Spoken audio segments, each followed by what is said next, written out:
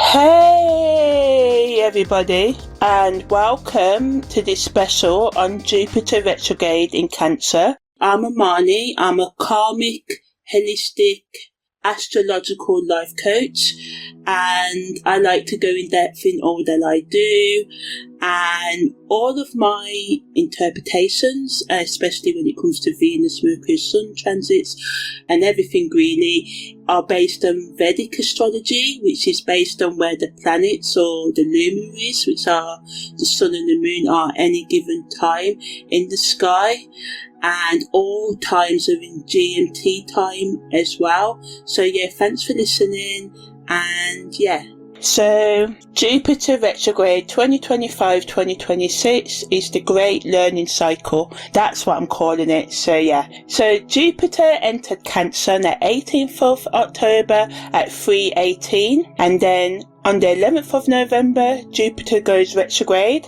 Then on the 5th of December, Jupiter enters Gemini while still retrograde. Okay. And then on the 11th of March, Jupiter goes direct, 2026. So it's retrograde for a good just doing my math, five months, okay? So let's go deeper into the timeline. 17th of August, this is when Jupiter entered its retrograde zone. On the 17th of October, Jupiter made a conjunction with Mercury. 11th of November, it went retrograde. It goes retrograde, depending on when you listen to this.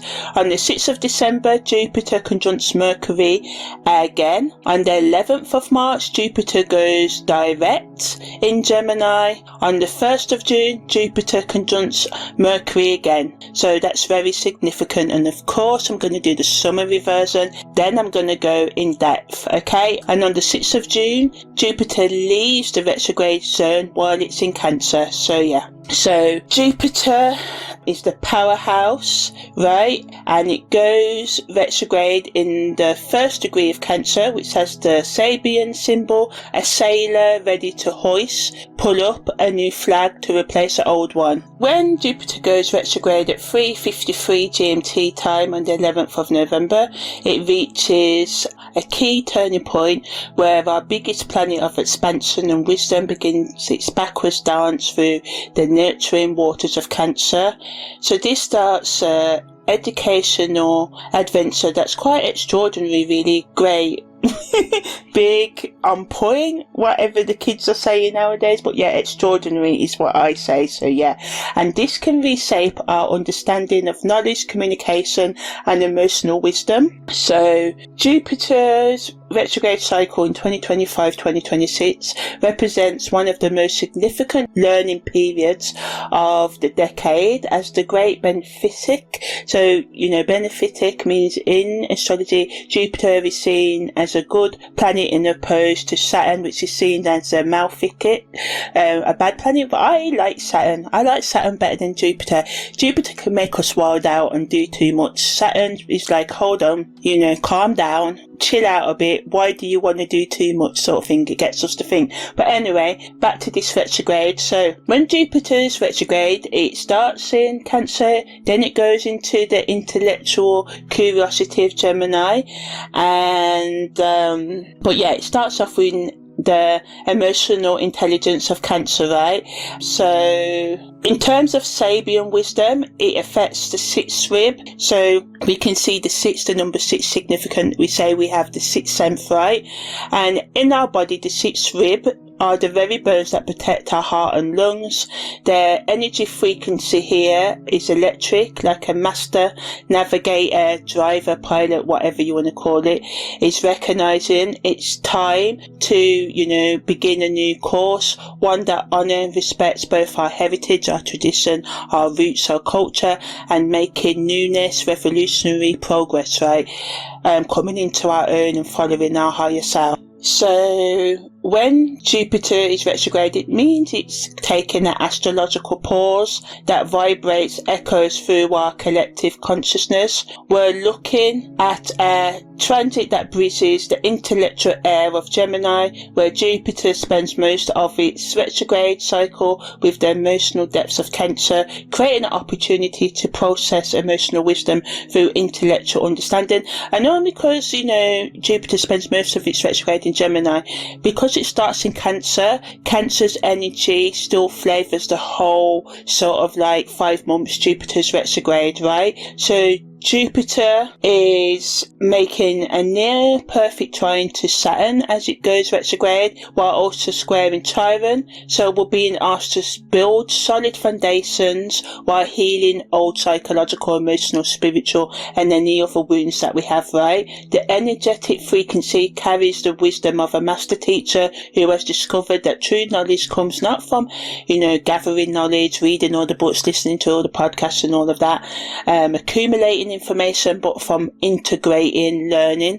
So practicing what you preach, practicing what you know, using the information in your day-to-day life, but not only just using it logically, also using it with emotional understanding and practical application. As I said, living what you know. So we are being asked to replace outdated belief systems with new approaches that honour both our mind and heart. And this can bring a super deep and intense change from external knowledge seeking to internal wisdom gathering.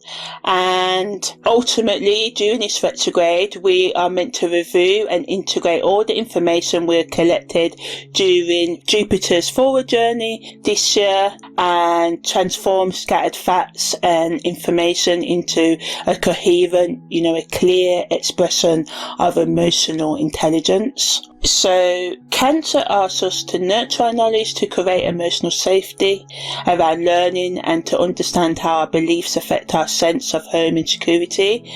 So it becomes less about studying new subjects and more about creating emotional intelligence, as I said, and new frameworks that can hold and nurture the knowledge we've already acquired. It's about learning to trust our intuitive understanding as much as our intellectual comprehension.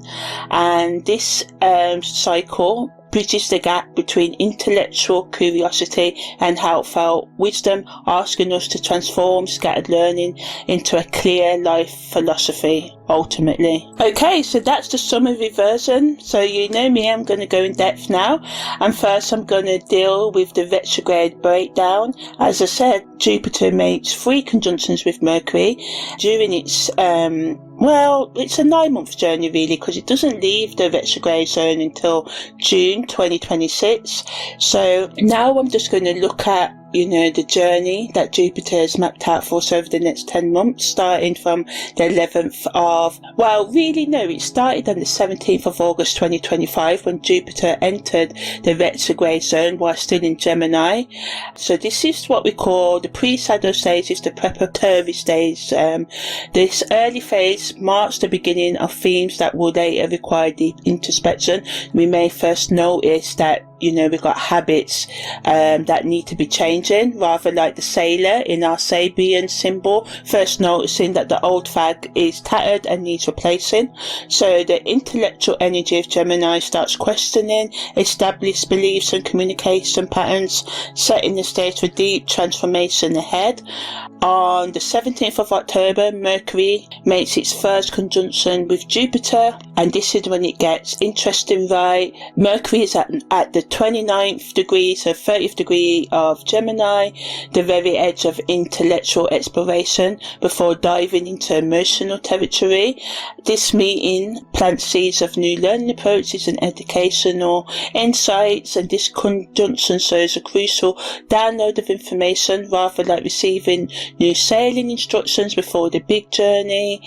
And the 30th degree of Gemini carries a sense of mastery and completion, indicating we are gathering all the intellectual tools needed for what's coming.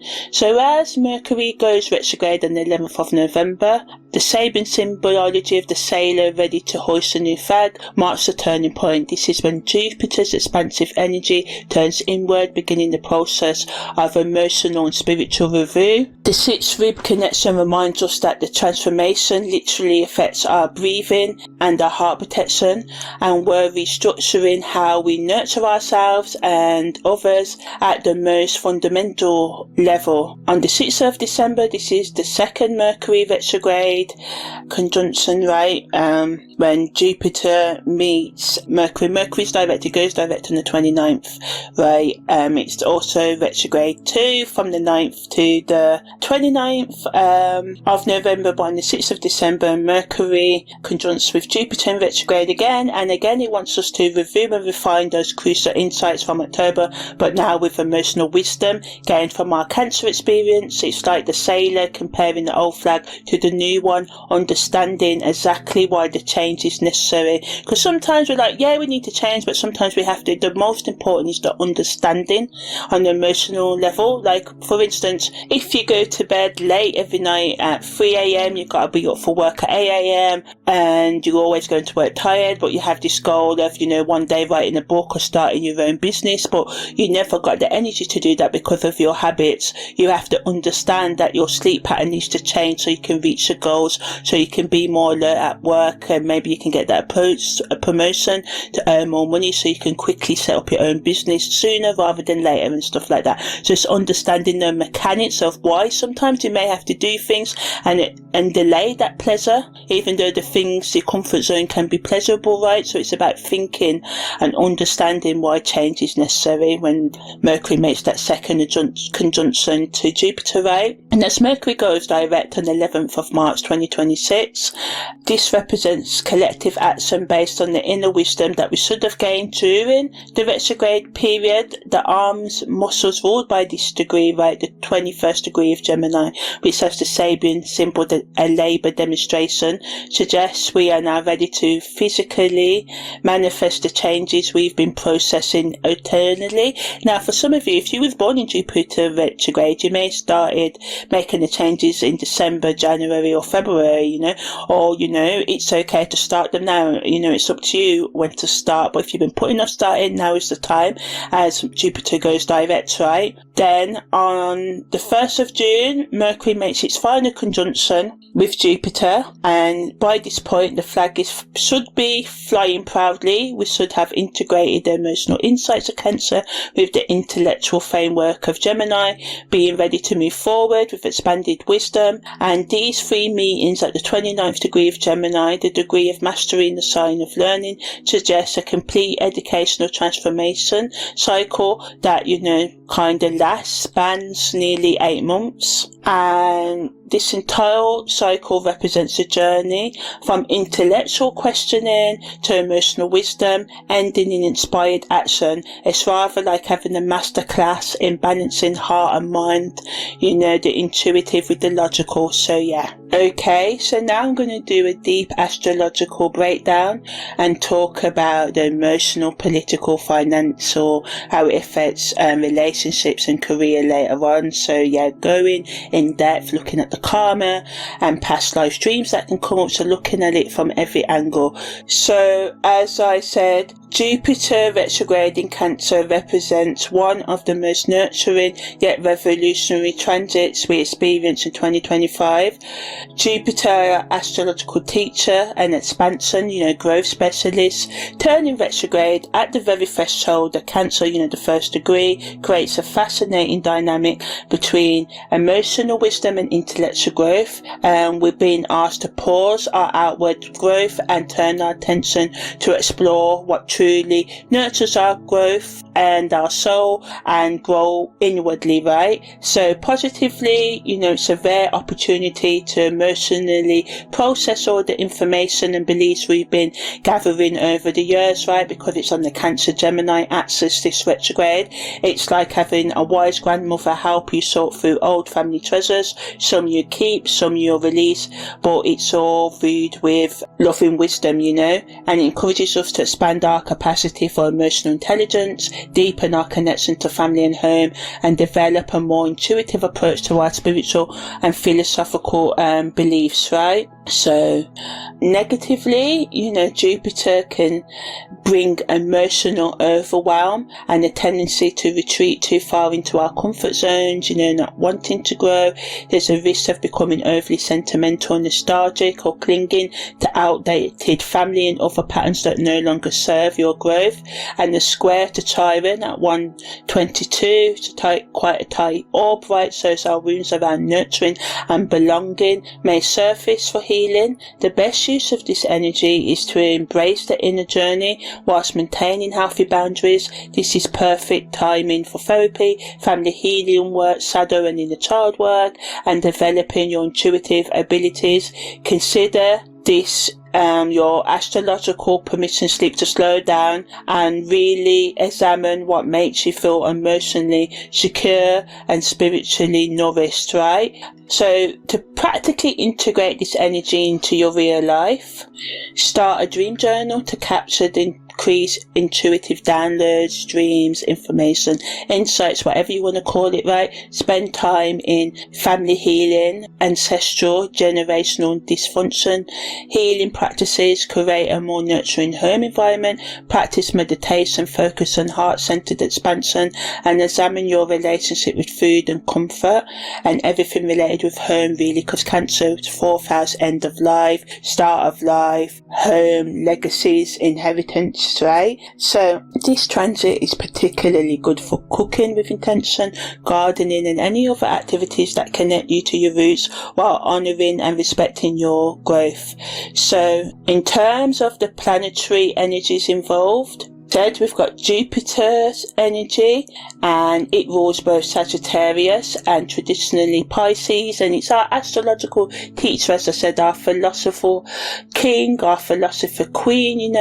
It brings themes of expansion, wisdom, higher learning, travel, spiritual growth, rules writing, publishing, legal stuff as well, and it's a naturally optimistic and generous energy that wants to broaden our horizons through experience, education, and philosophical exploration, encouraging us to think bigger, dream larger, and trust in the abundance of the universe. And when Jupiter's energy is flowing well, we experience growth, opportunities, and a sense of meaning in our life. But negatively, we can do too much, as I said, overlearn, just accumulate knowledge and not put it into practice. And this is when, Saturn comes into it, right? And all the astrological energies, complement each other. But yeah, so Cancer's energy is ruled by our emotionally intuitive moon, rules our deepest feelings, family connections, home, and our fundamental need for security internally and externally, and our sense of belonging.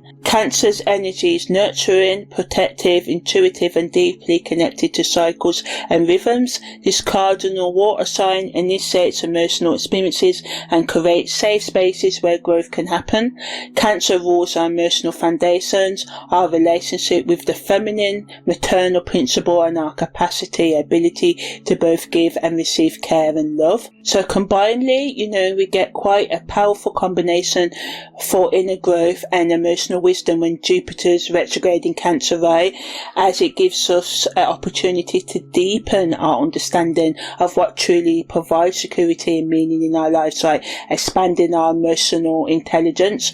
It asks us to revisit and reprocess our beliefs about family, home, security, and nurturing, rather than seeking growth through external exploration. Jupiter's usual approach, right? This transit encourages internal growth through emotional and spiritual work. We're being asked to become students of our own hearts, learning to trust our intuitive wisdom alongside our intellectual understanding, and it's particularly powerful for healing family relationships dynamics, creating more authentic emotional connections, and developing a more mature relationship with our need for security and belonging. So practically putting this energy into our day-to-day life, it's about creating more nurturing routine, strengthening family bonds through honest communication, and trusting our intuitive guidance in decision making. It's perfect for home improvement projects that create more comfort and beauty, and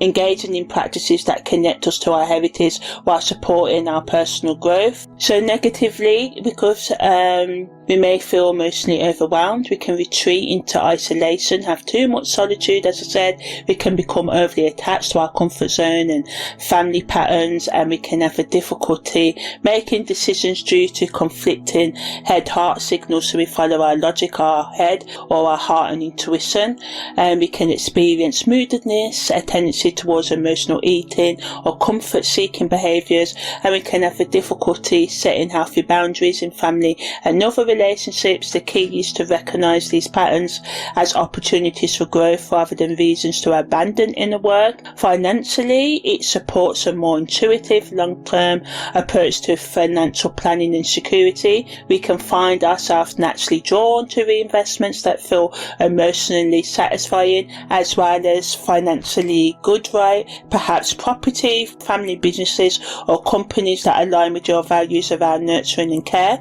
There's also excellent energy for increasing income through home-based businesses, creating real estate, catering as well, cooking, or any other work that involves caring for others. Your instincts about money and decisions are particularly shaped during this by emotions during this period, so you have to watch out for overspending as well as the other sort of side downfalls, such as making emotional financial decisions rather than practical ones, overspending on comfort items for the home or for yourself, getting caught up in family financial dramas, ignoring practical decisions, when it comes to your money, being overly generous to the point of financial strain, or becoming too security focused and missing good investment opportunities by being, stingy and not investing in yourself. It's good to invest in yourself if you've got the money.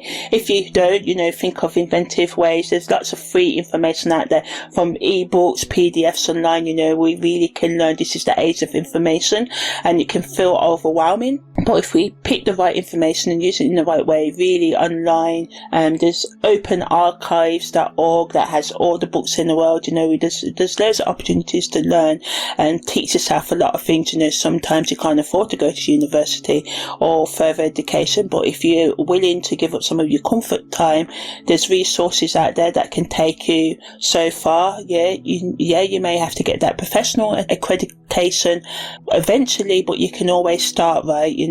And the Chiron square shows old money wounds from family may also come up, as I said, so just watch out for that, because this can lead to us either hoarding our resources or overspending our resources. Politically, this is a good transit for policies focused on housing, healthcare, family support and social security systems. We're likely to see increased public interest in nurturing leadership styles, environmental protection, particularly water and land, and creating more inclusive, caring communities. This is an excellent energy for grassroots movements that focus on local, family-orientated concerns, gaining broader political traction. Negatively, this can manifest as increased nationalism or us versus them mentalities based on family tribal identities, policies that seem caring but create dependency rather than empowerment, or political rhetoric, discussion that manipulates through emotional appeals rather than facts. There's also a risk of political decisions being made on sentimental nostalgia rather than current realities, particularly around immigration, housing and family. Materialistic and social collectively, it's supports community building, increased focus on the work-life balance and finding it and avoiding burnout, right? And social movements that prioritise care over competition. We may see increased interest in local food systems, such as community gardens, cooperative living arrangements and businesses that operate more like families.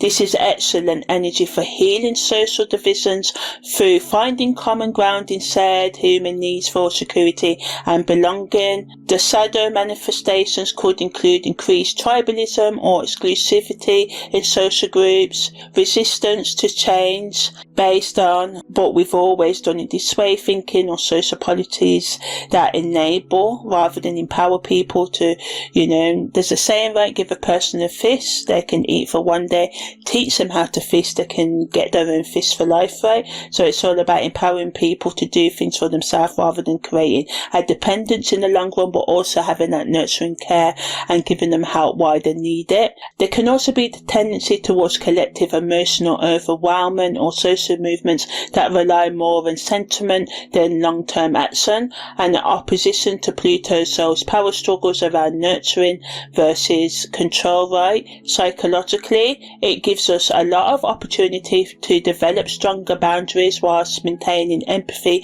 and compassion and integrating childhood experiences in healthy ways, giving us a lot of energy for emotional, psychological and spiritual healing. Many may experience breakthroughs in therapy, increase emotional resilience and a deeper understanding of their authentic needs versus learned family patterns. This is an excellent support for healing anxiety, depression or attachment issues through nurturing and patient inner work. Negatively, there can be difficulties that include a tendency towards emotional regression, difficulty distinguishing, telling the difference between nurturing and enabling both yourself and others, or becoming overwhelmed by family of origin issues that come up for healing. Some may experience increased sensitivity to criticism, difficulty with emotional boundaries, or a tendency to seek external validation for internal security. The key is recognizing these as healing opportunities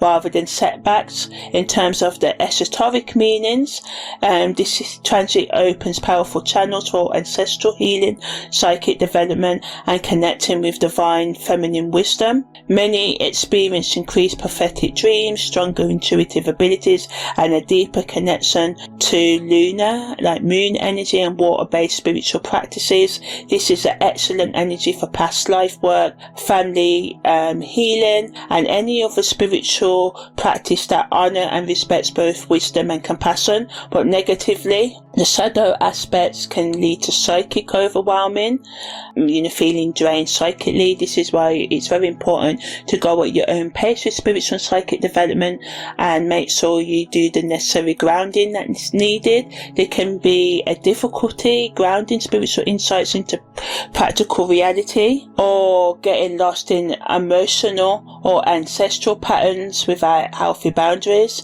Some might experience increased sensitivity to others' emotions without proper protection, or a tendency to romanticize spiritual bypassing rather than doing the inner work. The Neptune trine shows a need for good judgment, seeing through stuff, knowing the deal, reading the vibes between genuine intuition and wishful thinking. On the symbolic emotional level, it's great for creative work that explores themes of home, family, memory and emotional depth. Writers might find themselves drawn to memoir, family stories or emotional healing through creativity. Visual artists often experience breakthrough work involving water, imagery, feminine themes or exploring cultural heritage through art. Music and poetry particularly grow and flourish under this influence, especially work that teaches the heart and soul at the same time. Negatively, creative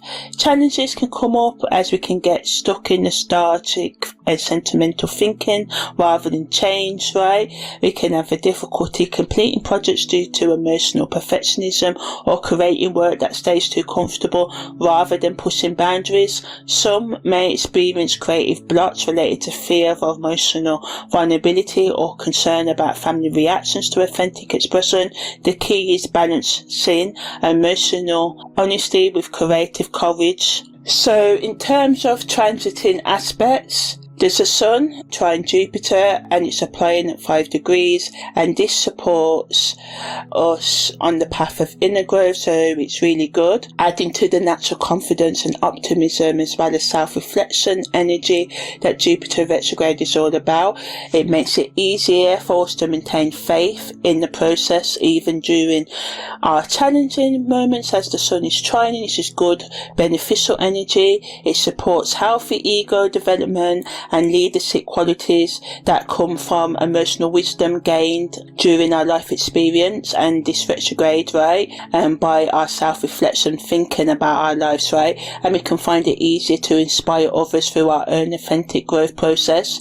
Jupiter makes us trine to Saturn, and this is at 0-14 applying. So Saturn's supportive structure helps ground. Jupiter's expansive but sometimes scattered retrograde energy into practical lasting changes, and this aspect provides the discipline and patience needed for deep emotional work, whilst ensuring that the insights gained translate into real world improvements. You know, our day-to-day habits change if we're willing to do the work and get back up after every failure of trying to change our day-to-day habits. Trust me, I've been at this for dare I say, a few decades, and change can be hard, but it can be done if we keep on persisting.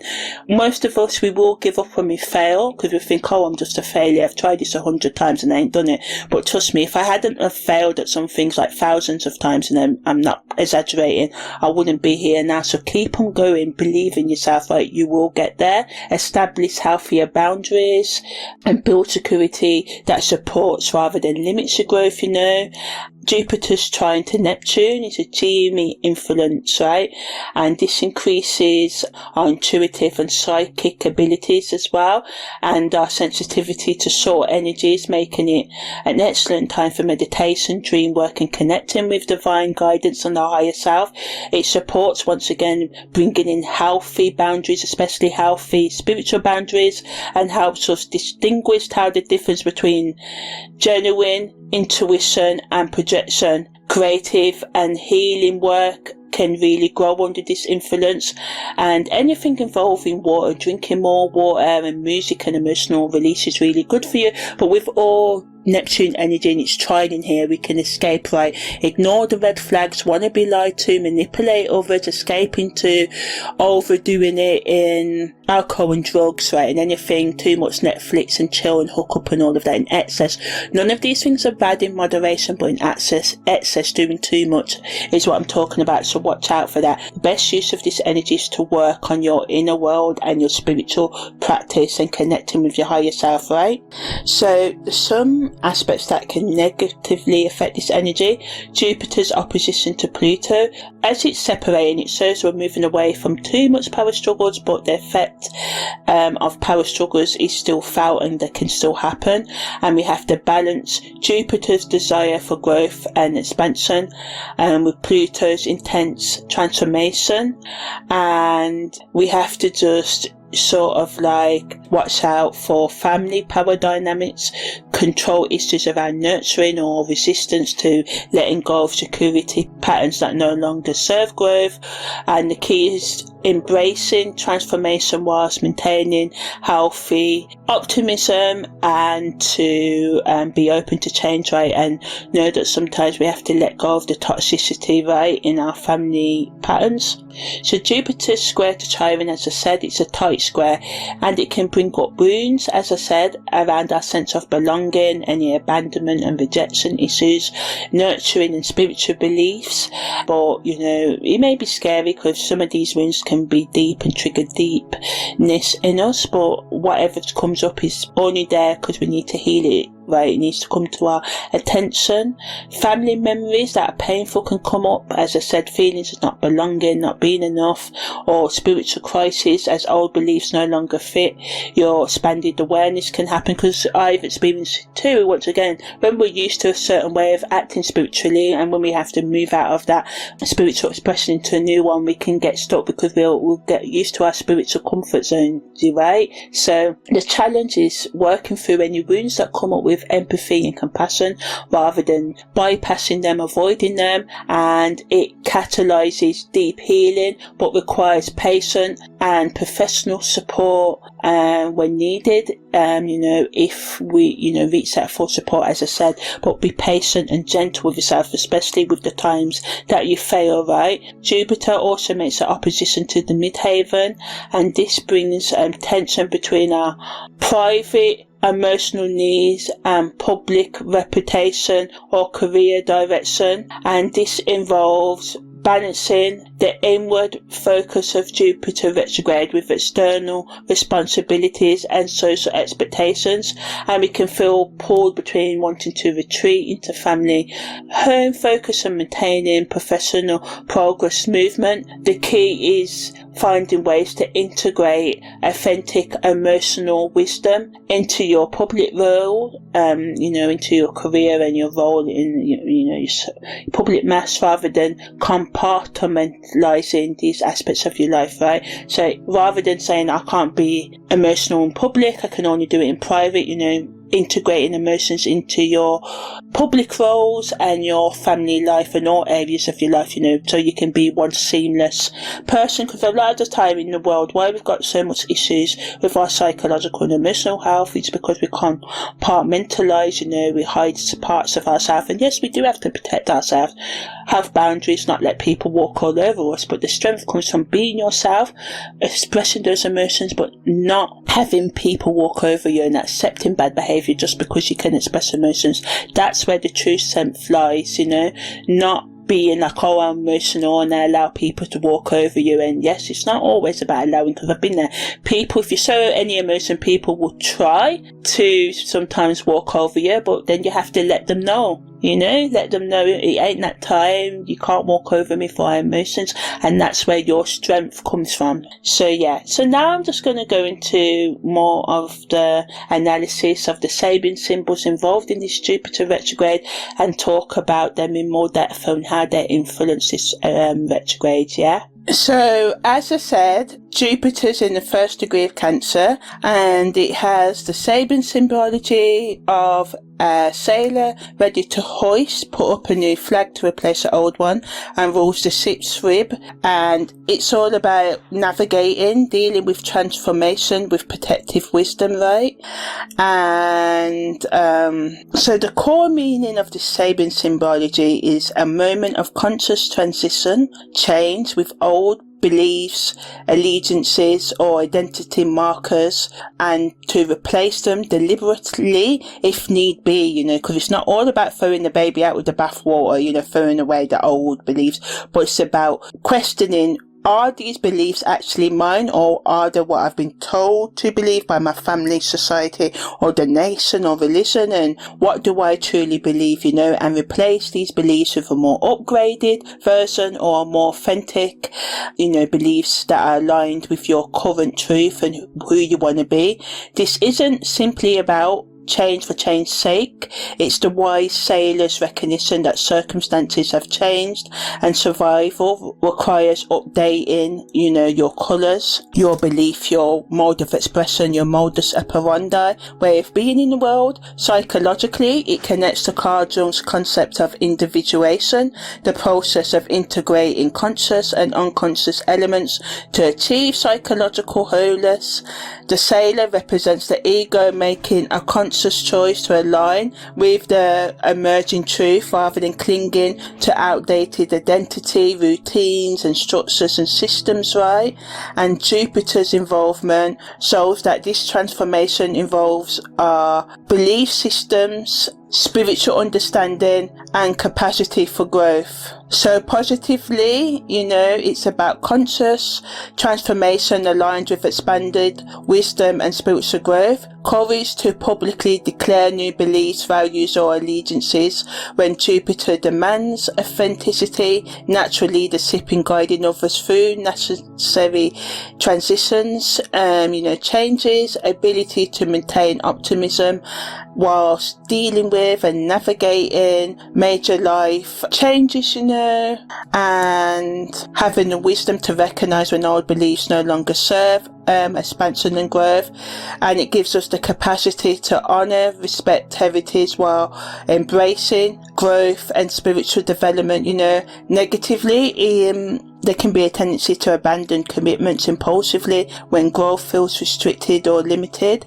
Difficulty in maintaining consistency in beliefs, values or public identity under pressure. Over-identification with external symbols rather than internal spiritual development and wisdom. There's a potential for spiritual bypassing, changing flags without doing the inner work required. Risk of becoming a spiritual or philosophical chameleon without authentic core values, and there's a confusion it can bring between growth that's genuine and restless dissatisfaction with current circumstances.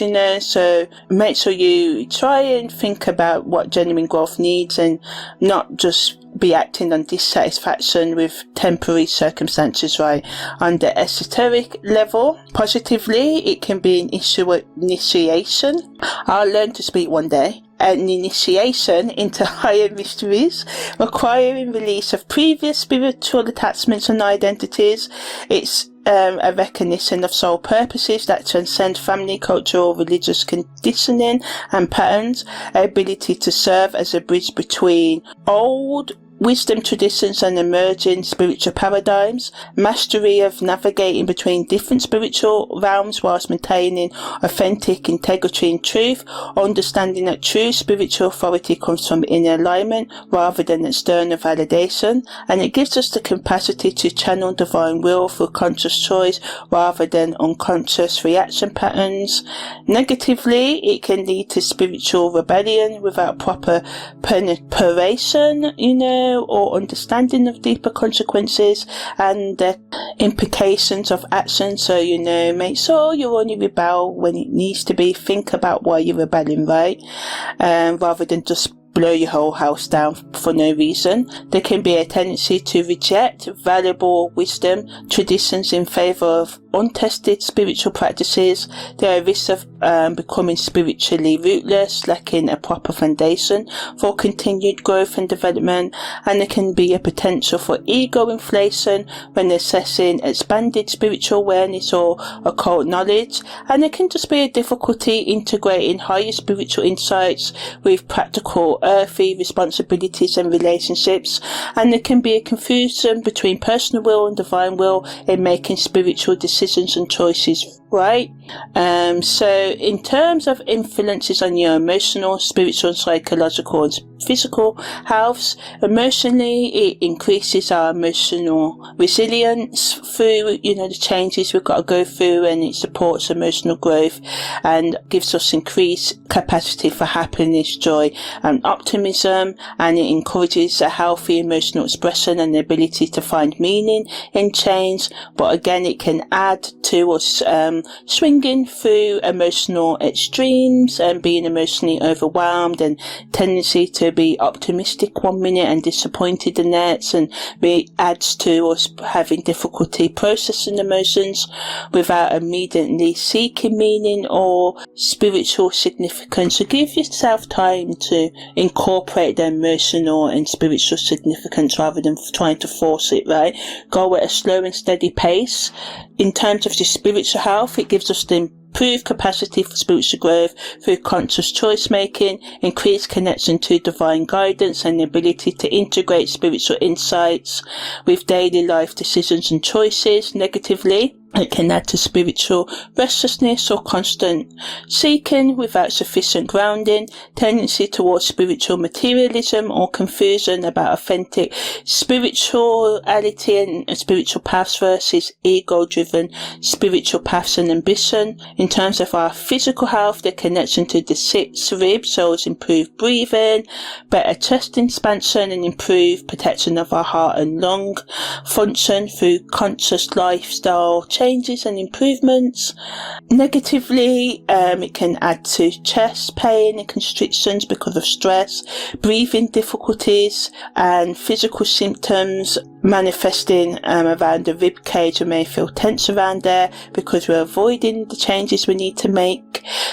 So be open to change and be gentle with yourself. In terms of your psychological health, it increases our psychological flexibility, healthy identity development, improved decision-making skills, and improved capacity for conscious choice making in alignment with authentic values. It can also negatively psychologically lead to identity confusion, difficulty maintaining psychological stability, or tendency towards psychological inflation when accessing expanded awareness or new possibilities. So, chill your roots. Don't feel like you're superior because you know information and stuff. There's many levels to everything in life, whether we're dealing with simple things like English and mathematics, learning the simple things, or spiritual development. Maths gets highly technical after algebra, even after 1 add 1 and division and stuff. There's levels to everything in this life, so never think that you know too much, because that's the path to failure. We should always be walking with a childlike wonder. Oh no, how can it get better than this sort of mentality? But not in the I need more, but in the I only I know what I know now, but tomorrow I could know something different, and learning can keep on getting upgraded, and my knowledge doesn't make me better than anyone else. It just makes me at a different stage in my development. That's all. Having knowledge or knowing and doing different things than regular conformist behaviour really means. So ultimately, to integrate this first degree of Cancer energy, the sailor hoisting a new flag, focus on practices that support conscious transformation, regular meditation, so you can tell the difference between ego desires and higher guidance. Journal about your evolving beliefs and values, engage with mentors or spiritual teachers who support authentic growth, create rituals that honour and respect both past wisdom and future direction, and maintain practices that support both rootedness and flexibility during change. Practice chest opening exercises like yoga bends, focus on deep breathing exercises that expand the rib cage in terms of looking after your body and the influence of the sixth rib, right? Pay attention to your posture that allows proper rib expansion, massage therapy around the chest and upper back area, and spend time in activities that support both heart protection and openness, such as swimming or Tai Chi, movements that honour and respect both strength and flow. So yeah, it's all about, conscious, spiritual and emotional transformation, elevating and evaluating your current belief systems and family patterns and spiritual allegiances, with mature discernment, good judgment, seeing through stuff, knowing the deal and reading the vibes. This isn't about rejecting everything from the past, but rather making conscious choices about which tradition, beliefs and patterns truly support your continued growth and expansion. The sixth rib connection reminds us that this transformation literally affects our capacity to breathe freely and protect our hearts whilst remaining open to new possibilities, right? So now I'm going to talk about the other Sabian degrees that are affecting us. So we've got Saturn in Pisces, Chiron in Pisces, and Jupiter when it goes direct, right? It's in Gemini. So I'm just going to talk about all these energies that support us as we go through the retrograde direct period, right? So Saturn in Pisces in the second degree is a squirrel hiding from hunters, and this represents the wisdom of strategic retreat and preservation, stockpiling, preserving our resources during threatening times, but not going too crazy like we kind of did in COVID and stockpiling too much, right? Chiron is in the 30th degree of Pisces, and this Sabian symbology is the great stone face being the projection of our ideal. And this talks about healing work that creates lasting transformation. And Jupiter, when it goes direct in the 21st degree of Gemini, a labour demonstration, and this is all about collective action emerging from individual inner work, or allowing all the different sides of your personality to work together as one seamless expression, one united expression, right? So these symbols work together as a powerful narrative of transformation from the protective wisdom of Saturn squirrel through to Chiron's masterful healing, and to Jupiter's inspired collective action. So Saturn's symbology rules the left heel and represents our foundation and ability to move forward. Chiron's toenails symbolize the finer details of our spiritual work and walk, and Jupiter's arm muscles indicates our capacity for purposeful action. So Saturn's symbol in Pisces demonstrates the wisdom of knowing when to act and when to conserve energy and retreat rather than fight losing battles. Chiron shows mastery in transforming our wounds into wisdom that serves not just personal healing but collective inspiration. And Jupiter's Gemini direct Saturn degree shows how spiritual individual work can manifest as inspired collective action for social change, and to show us how we can create a journey from protective wisdom through to masterful healing to purposeful socializing and sharing wisdom, right? But negatively, the shadow combination can manifest as Saturn's tendency towards victimhood or paranoia about being persecuted, Chiron's potential for creating fixed ideals that become inflexible rather than inspiring, and Jupiter's risk of mob mentality rather than conscious collective action. So this can create a pattern of retreat, idealization and reactive group behavior rather than conscious transformation and inspired social contribution, So in terms of the positive and negative esoteric meaning, it's a great time for energy, protection and conservation work, picking your battles wisely, and it represents the alchemical mastery of transforming suffering into universal healing wisdom, and it shows that communication and networking skills are needed when Jupiter goes direct in Gemini, right, to share healing insights with broader communities, and this creates a powerful template for spiritual workers who understand both solitude and service. But negatively, we can use Saturn's energy as spiritual escapism disguised as wisdom, become too attached to being a wounded healer rather than the fully healed,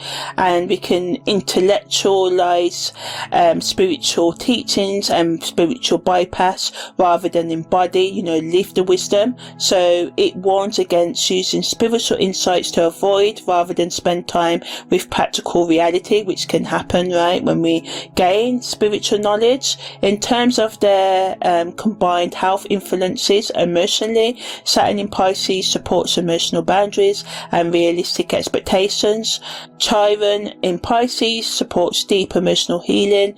Jupiter in Gemini encourages healthy emotional expression and communication, and together they support emotional maturity, healing and expression. Spiritually, it's all about using Saturn's good judgment, reading the vibes, and Chiron's alchemical transformation and Jupiter's inspired sharing in an integrated way that supports both personal, spiritual development and service to the collective, right? Physically, Saturn's left heel emphasizes proper foundation and movement, so setting the right day-to-day routines to bring the change needed into your life. Chiron's toenails brings attention to details of our spiritual work, and paying attention to the spiritual habits that we need to build, right?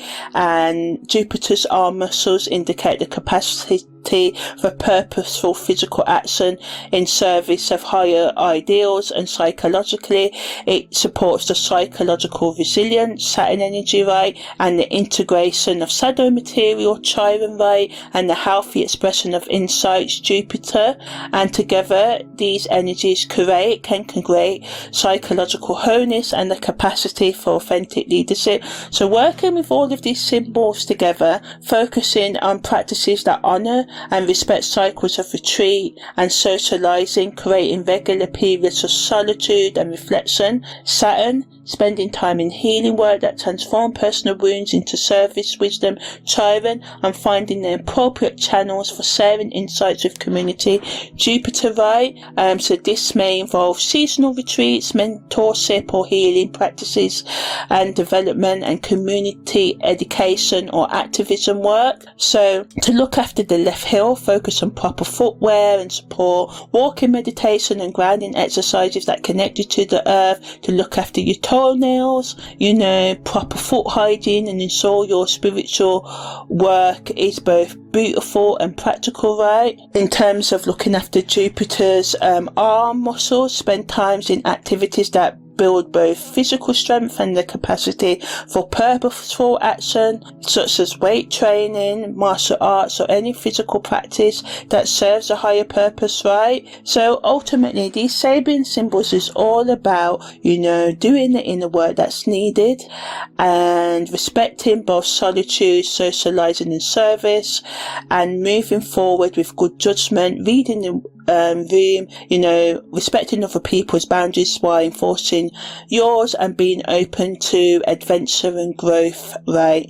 In terms of the karmic meanings and lessons, all the karmic lessons revolve around family, nurturing and spiritual growth, learning to balance wisdom with compassion, developing healthy emotional boundaries whilst maintaining that open heart, and understanding that true security comes from inner spiritual development rather than external validation, and healing family patterns, developing authentic leadership through service, and learning to trust intuitive wisdom alongside intellectual understanding. Negatively, it can make us repeat family patterns, lead to emotional manipulation and codependency, using spiritual insights to avoid practical responsibilities, and becoming, overly attached to being needed rather than truly helpful. And there can be drama around abandoning responsibilities when growth feels restricted,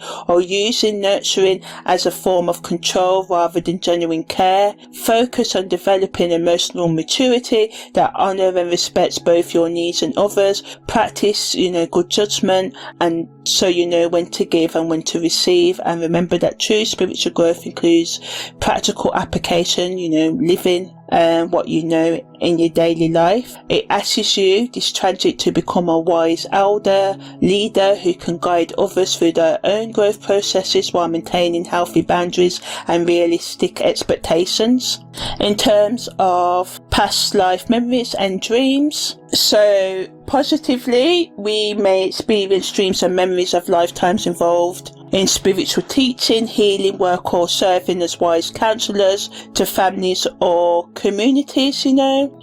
We may recall past lives where we successfully balanced spiritual wisdom with practical nurturing, served as a bridge between different cultures or belief systems, or developed healing abilities that serve both individual and collective needs. Some may experience memories of lifetimes spent in spiritual communities, monasteries or healing temples where wisdom and compassion are equally valued. Negatively, challenging memories can come up around lifetimes where spiritual authority was misused, where family loyalty conflicted with spiritual truth, or where you abandoned responsibilities in pursuit of spiritual growth. Some may experience memories of lifetimes involving religious persecution, family betrayal, or situations where nurturing can become controlling or possessive, and these memories can surface for healing and integration rather than repetition.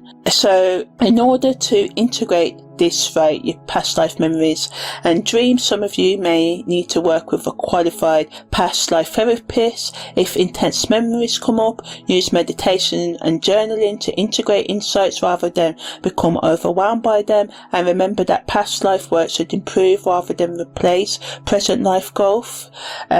Focusing on extracting wisdom and healing from any memories that come up, focus on that, but also stay grounded in your current spiritual path and real life, right, and practical responsibilities. In terms of the collective karma, so society may experience increased focus on creating more supportive, inclusive communities that honour and respect individual growth and differences and collective well-being. There's potential for breakthrough, healing around cultural and religious divisions can happen, development of more conscious approaches to childcare and elder care can happen, and the integration of ancient wisdom traditions with modern understanding can happen. Negatively, the shadow aspects can manifest as increased tribalism or nationalism based on family or cultural identity. Spiritual movements can become exclusionary, you can't join this group because of this reason, or fundamentalists or spiritual practices can enable dependency rather than empowerment. There's also a risk of collective regression into outdated family or religious routines and structures that limit rather than support authentic growth and development. So it's important to focus on building bridges between different communities whilst maintaining healthy boundaries, supporting social changes that honour, respect both tradition and growth, and remember that collective healing begins with individual inner work. This transit asks us to become wise stewards of both ancient wisdom and, new understanding, creating social structures and routines and systems that support authentic human development whilst honouring and respecting our interconnectedness, right? So now I'm going to talk about the relationship influences and how Jupiter retrograde can influence our relationship. So ultimately, in terms of family dynamics, right, it's great for family healing, especially around us having honest conversations that can create more authentic connections with our relatives, having an honest examination of family patterns leading to breakthrough conversations about previously unspoken issues positively. You can experience increased empathy and understanding of different family members' perspectives. You can also develop healthier boundaries that actually strengthen rather than weaken family bonds, and opportunities to become a family healer or wise counsellor can come up. But negatively, we can become overly involved in family problems without maintaining healthy boundaries, or resistance to change can come from family members who prefer maintaining dysfunctional patterns. Some may experience increased sensitivity to family criticism. There can be a difficulty balancing individual growth and family loyalty, or a tendency to fall back into childhood roles rather than maintain adult perspectives. In terms of family relationships, it's important to practice compassionate detachment, care deeply whilst maintaining emotional boundaries, approach family issues with curiosity rather than defensiveness, and remember that healing family patterns benefits everyone, even if not immediately appreciated. And it's important to focus on the change you want to see in your family dynamics rather than trying to fix or change other family members directly, lead and live by example. In terms of friendships, it encourages more authentic friendships that are based on genuine mutual care, emotional, honest connections and communications versus convenience or habit. There can be heart-to-heart conversations that strengthen bonds, and friendships can feel like chosen family right now. It's excellent for healing friendship conflicts through mutual understanding and honest communication, and it's perfect for attracting friends who share similar values around emotional growth and spiritual development. Negatively, the shadow side might involve becoming overly dependent on friends for emotional validation, difficulty maintaining friendships that don't support your growth process, or a tendency to become a group therapist without proper boundaries. Some may experience friendship conflicts as different growth rates create natural separation, right? There can be an increased sensitivity to friends' moods or problems, and a difficulty balancing time between personal inner work and friendship commitment. So it's important to focus on quality over quantity in friendships, communicate your needs and boundaries clearly and kindly, and Remember that some friendships may naturally evolve or end as you both grow. Invest energy in friendships that support mutual growth whilst maintaining your individual identity and personal development pathway. In terms of co-worker relationships, again, it's focused on, increasing emotionally healthy work environments and nurturing and supportive co-worker connections. So this can improve communication with colleagues, development of mentoring relationships, either as a mentor or mentee, and an opportunity to bring more compassion and understanding to professional relationships. This is excellent energy for team building activities, teamwork projects that feel meaningful, and workplace initiatives that are focused on employee well-being and professional development. But negatively, again, there can be difficulty maintaining boundaries while being more emotionally open, and conflicts can happen at work because people can be more sensitive and emotionally reactive. Some may experience increases in office gossip and drama, and the tendency to take workplace conflicts personally, or difficulty balancing increased empathy with necessary professional decision making, So it's important to maintain clear boundaries between personal, emotional work and professional responsibilities, practicing peacekeeping communication that honours and respects both efficiency and compassion. And remember, not all colleagues need to become close friends. Focus on creating a positive workplace culture through your own behaviour whilst maintaining appropriate professional boundaries, and expectations. Committed couples, it's great for emotional intimacy and spiritual growth. Couples can experience breakthrough conversations about previously avoided topics, increased empathy and understanding for each other's backgrounds can happen, and for each other's family patterns, and the development of shared spiritual or philosophical interests can happen.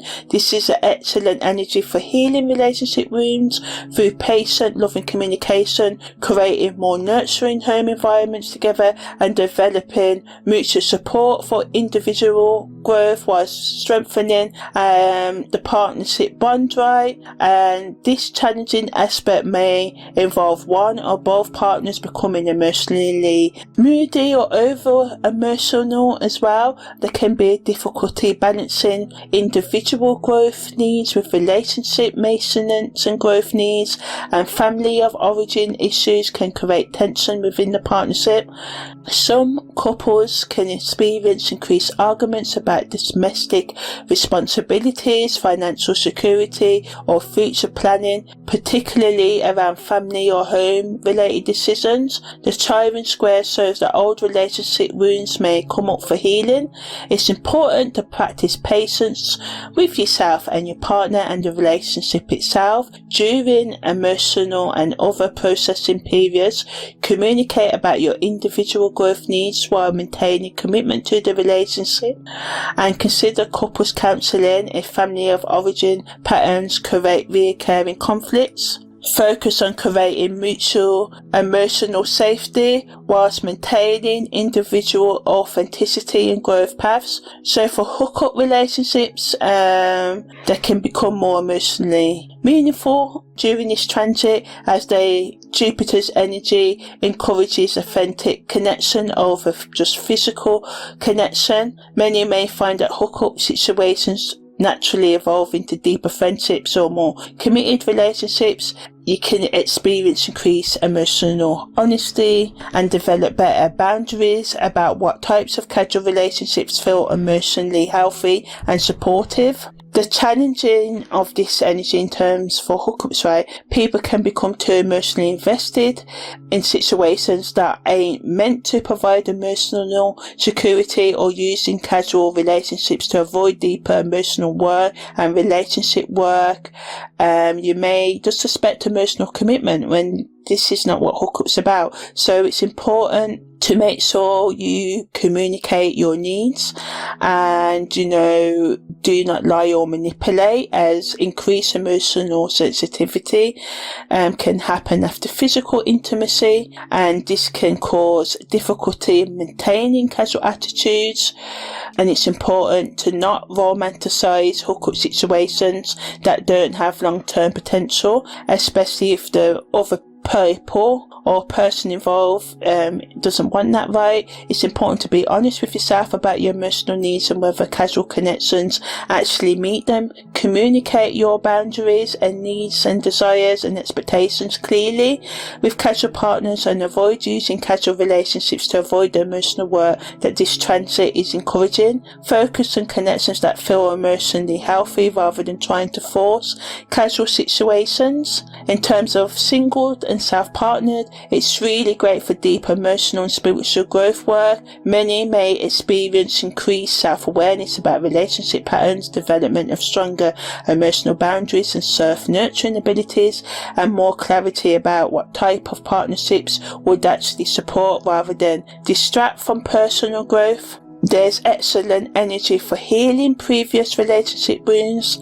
developing secure attachment with yourself, and creating a fulfilling life that attracts healthy future partnerships from abundance rather than neediness. Negatively, it can increase loneliness or tendency to romanticize partnerships as a solution to emotional needs rather than, enjoying solitude and caring and loving on yourself and, nurturing yourself as well. You can also have intense emotions, and this can make it difficult for you to enjoy being alone, but, try and be gentle with yourself and nurture your shadow and your inner work and just nurture your whole being. There can be a tendency to rush into relationships to avoid doing the inner work as well. Some of you may experience pressure from family about relationship statuses and the tendency to over-analyze past relationships rather than focus on present growth, and there can be a difficulty maintaining optimism about future relationship possibilities, right? So it's important to use this time for deep self-discovery and emotional healing rather than focusing primarily on finding a partner. Develop nurturing relationships with yourself through self-care practices and inner work. Remember that doing your emotional work when you're single creates a foundation for much healthier future relationships. Focus on becoming the person you want to attract rather than trying to find someone to complete you. In terms of, career development, it's great for aligning your career with authentic values and emotional happiness and fulfillment. You can experience breakthroughs and have clarity about the type of work that you actually want to do that nourishes your soul rather than just providing income. There can be a development of leadership skills that emphasize teamwork and emotional intelligence over dominance, right? And it brings the opportunity to bring more creativity and intuition into your professional decision making. There's excellent energy for careers involving nurturing, healing, education, food, real estate, or any work that genuinely serves human needs whilst providing personal meaning and growth. Negatively, there can be difficulty balancing career with family responsibilities and personal needs, and the tendency to take workplace conflicts too personally, or there can be a resistance to the necessary change and professional changes because they threaten emotional security. Some may experience increased moodiness that can affect professional performance. There can be a difficulty making career decisions when head and heart seem to conflict, or a tendency to avoid career growth opportunities that require stepping outside of comfort zones, right? So it's important to focus on career moves that honor and respect both practical needs and emotional fulfillment rather than choosing one over the other. Develop skills in emotional intelligence and leadership, collaborative leadership, right? And remember that career growth often requires temporary discomfort, but it should ultimately increase life satisfaction, right? And consider how your professional work can contribute to collective healing and nurturing whilst maintaining and meeting your individual growth and security needs. In terms of personal development, some can experience breakthroughs about personal patterns and motivations, giving you the increased capacity for self-compassion and emotional regulation, and the development of stronger intuitive abilities and inner guidance systems, right? Allowing us to build our emotional intelligence. It's a great energy for any personal work that integrates psychological understanding with spiritual wisdom, and it can lead to lasting positive changes, but negatively it can lead to difficulty integrating insights into practical real life day-to-day changes because of emotional overwhelm, and you can experience resistance to the necessary personal changes because they threaten your comfort zone, right? And there can be a tendency to intellectualize emotions rather than fully feel them, and a difficulty, balancing personal growth, work with daily life demands and relationships. So, the best thing is to be open to maintaining the balance between your inner work and external life responsibilities, having that patience and self-compassion, allowing for natural timing for changes to come rather than forced change, right? Focus on long-term personal changes that improve rather than complicate your daily life and relationship with others, right? So ultimately, for spiritual development, encourages the growth of spiritual understanding, and it allows us to deepen our emotional and intuitive and spiritual connection. We can have breakthrough spiritual insights that integrate heart and mind. We can develop or continue to develop our intuitive and psychic abilities and have a deeper connection to the divine feminine and masculine balance within spiritual practice. It's an excellent energy for ancestral spiritual traditions, family spiritual traditions, developing healthy abilities and finding spiritual practices that feel both personally meaningful and practically applicable to your daily life. Negatively, we can use spiritual concepts to avoid emotional work and the tendency towards spiritual inflation or feeling superior to others due to their spiritual understanding than yours, which you can see as superior, and you can just become overwhelmed by increased psychic sensitivity without proper grounding techniques. Some of you may experience a spiritual crisis as old beliefs no longer fit expanding awareness, and there can be difficulty integrating spiritual insights with practical responsibilities and a tendency to become isolated spiritually, right? So it's important to ground insights through practical application and service rather than just, personal growth. Maintain community connections whilst developing individual spiritual understanding, and remember that authentic spiritual development should improve rather than separate you from human relationships and responsibilities. In terms of educational development, it's a great energy for educational plans and projects that combine intellectual understanding with emotional and spiritual wisdom. So it's great for spiritual studies, history, psychology, counselling, or anything that explores human development and potential. This is great for all sorts of apprenticeship, mentorship, or relationship-based education models and educational experiences that honour and respect both traditional wisdom and contemporary understanding. Online learning is particularly favoured, as well as educational travel or culture immersion.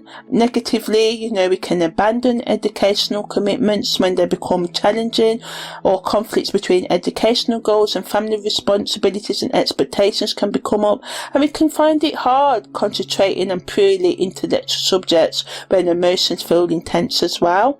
So it's important to, cater to your increased sensitivity that some of you can have, especially to academic criticism. There can be difficulty with traditional classroom settings due to emotional processing or a tendency to become too focused on credentials rather than actual learning and support, right? So it's important to choose educational plans and projects that genuinely interest you rather than just meet others' expectations.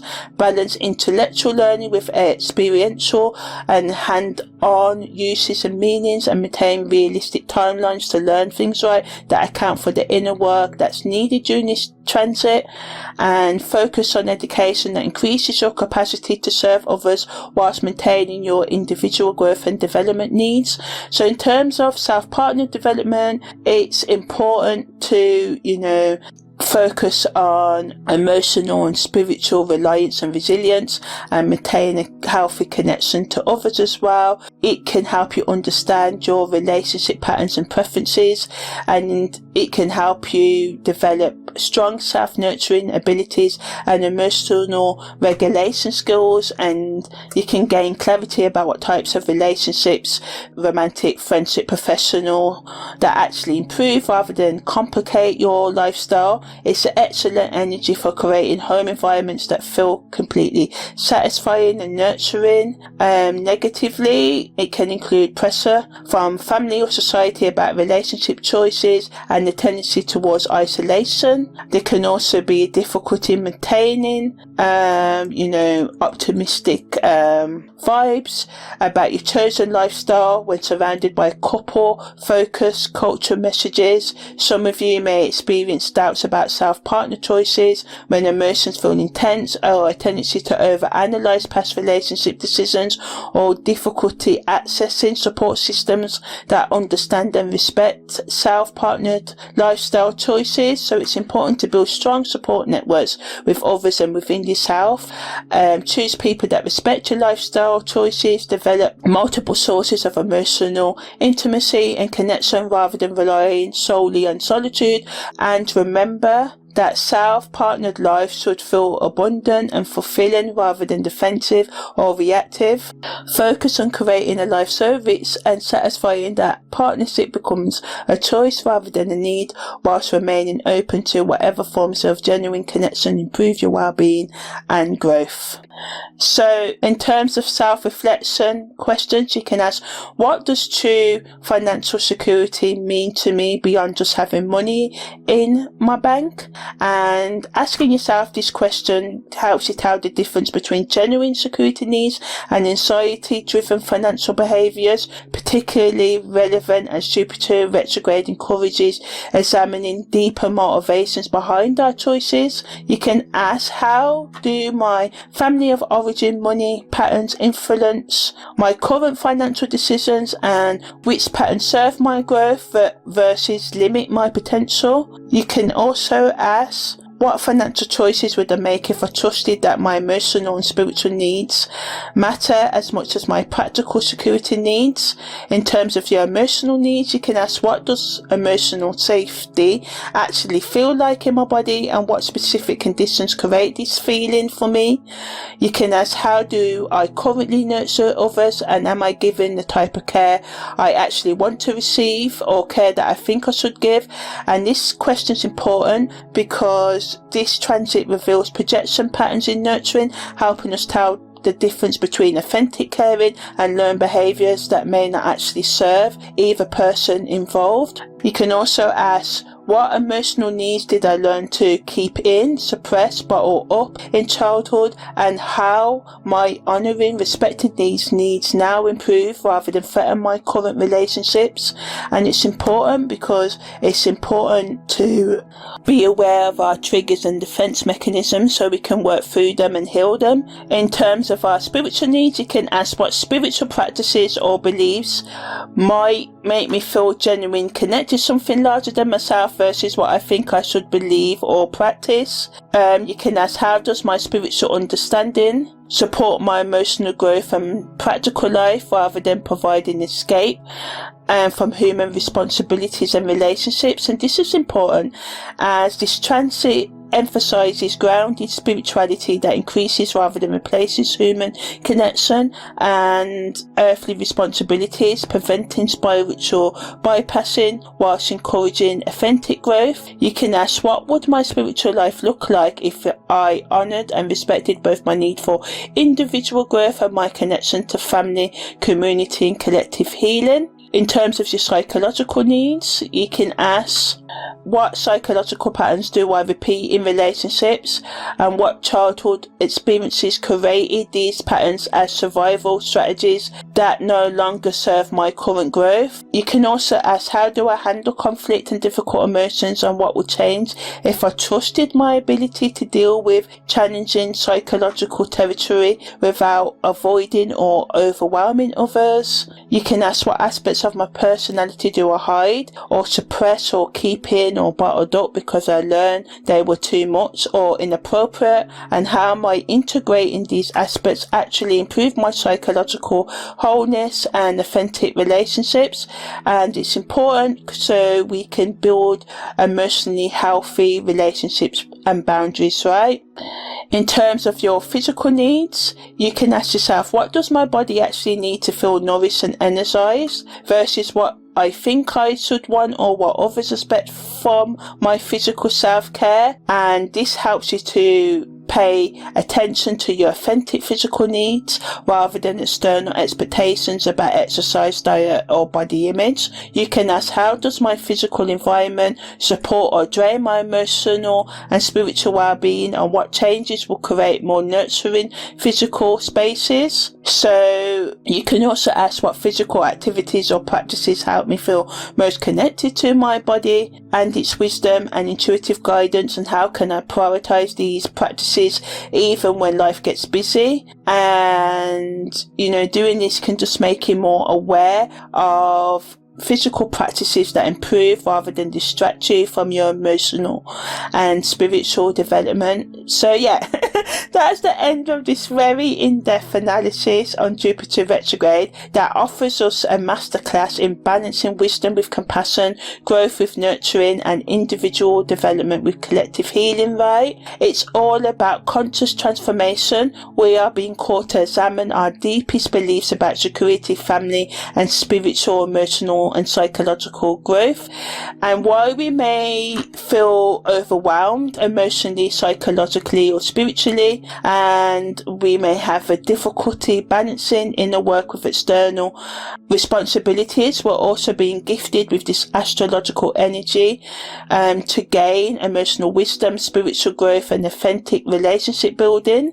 And the near perfect trine to Saturn provides the grounding and discipline needed to integrate insights into lasting life changes, whilst the square to Chiron makes sure that healing happens in the deepest levels. So be open to this astrological invitation to become the wise sailor, leader of your own life journey. Honour and respect what served you, whilst having the courage to let go and raise a new flag when growth demands it. Trust that the temporary inward focus will ultimately expand your capacity to serve others whilst maintaining healthy boundaries and authentic self-care. This isn't just another astrological transit, it's a doorway to becoming the emotionally mature, spiritually grounded person you were meant to be. So yeah, my name's Amani, your holistic astrological life coach. This is the end of my very in-depth analysis of Jupiter retrograde and Jupiter going direct 2025 November